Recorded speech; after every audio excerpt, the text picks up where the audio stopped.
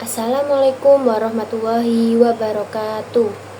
Perkenalkan, nama saya Tana Zahra Nuzulia, biasa dipanggil Naya, dengan NIM 22050503 dari Prodi Pendidikan Islam Anak Usia Dini semester 5.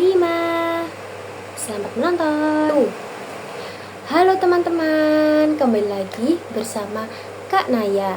Nah, hari ini Kak Naya akan menceritakan sebuah cerita bersama teman Kak Naya yang bernama Nasya. Nah, Nasya ini tidak sendirian nih teman-teman. Dia juga bersama seorang ibunya. Halo teman-teman. Ada yang mau tahu nggak ceritanya Kak Naya ini apa? Kak Naya akan menceritakan tentang petualangan buih sabun. Ada yang pernah tahu nggak cerita ini?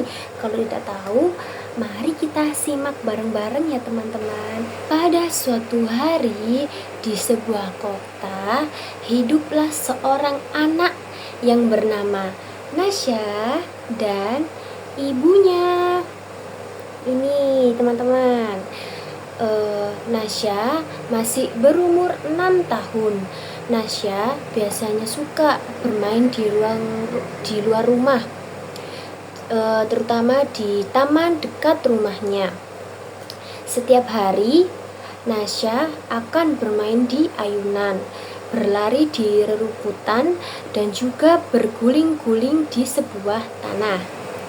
Pada sore hari, Nasya pulang bersama teman-temannya setelah bermain di taman dengan menggunakan baju yang penuh debu dan wajah yang belepotan tanah. Ibu pun tersenyum melihat Nasya dan berkata, "Nasya, ayo mandi dulu. Badan Nasya sangat kotor sekali." Namun Nasya menggelengkan. "Nanti saja, Bu. Aku mau bermain boneka dulu ya," jawab Nasya sambil berlari ke kamarnya. Ibu pun berkata lembut, "Tapi Nasya, mandi itu penting loh. Kalau kita mandi, tubuh kita akan menjadi bersih, wangi, dan segar." Nasya berpikir sejenak dan dia bertanya kepada ibunya lagi, "Kenapa mandi itu bisa membuat kita sehat, Bu?" Ibu tersenyum dan menjelaskan, "Kalau Nasya mandi, semua kuman dan kotoran yang menempel di tubuh akan hilang, Nasya. Jadi Nasya tidak mudah sakit. Selain itu, kulit kita juga akan lebih segar dan harum." Mendengar penjelasan ibu, Nasya akhirnya setuju. Dia mengambil handuk dan berjalan ke kamar mandi. Ketika air mulai mengalir dan menyentuh tubuh dan kulitnya, Nasya merasa segar. Dia mengambil sabun yang harum dan mulai menggosok tubuhnya secara riang. Setelah selesai mandi, Nasya keluar dengan senyum lebar. "Ibu, aku sudah mandi nih. Badan aku terasa lebih segar dan sehat." Ibu tersenyum bangga.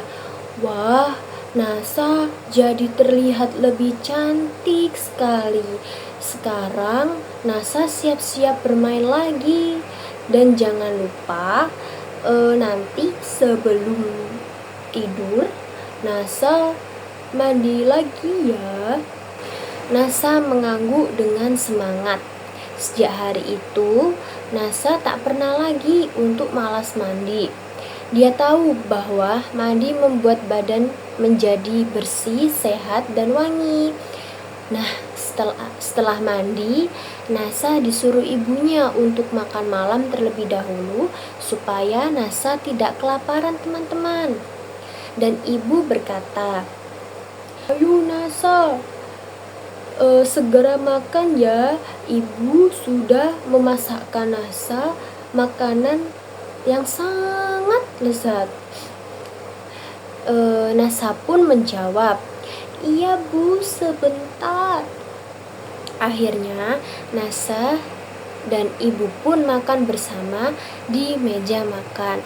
Setelah makan, Nasa melanjutkan bermain bonekanya di kamarnya. Dan waktu menunjukkan pukul 9 malam. Nasa pun segera tidur dan ditemani ibunya dengan membacakan dongeng tentang Aku Anak Soleh. Tak terasa, Nasa pun tertidur di samping ibunya. Ibu pun memberikan pelukan kepada anaknya. Baik, terima kasih. Itu saja yang Kak Naya bisa ceritakan. Semoga teman-teman suka ya dengan ceritanya Kak Naya.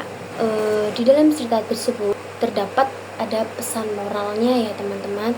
Jadi kita jangan malas untuk mandi, karena mandi itu akan menjadi badan kita lebih sehat, wangi dan bersih.